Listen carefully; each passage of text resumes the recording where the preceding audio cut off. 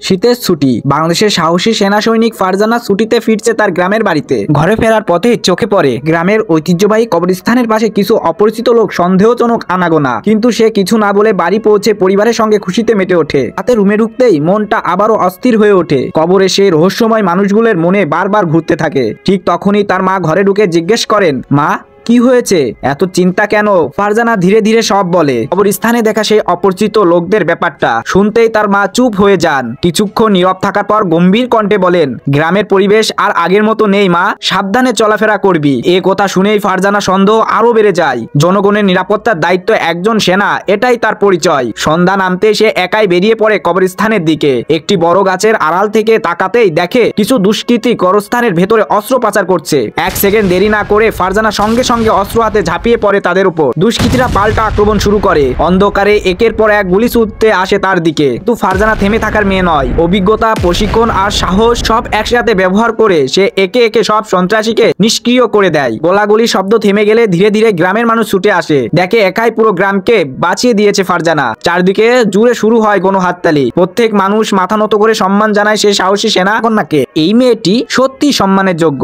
তার সাহস যদি আপনাকে ছুঁয়ে যায়, একটা লাইক আর সাবস্ক্রাইব সে প্রাপ্যই।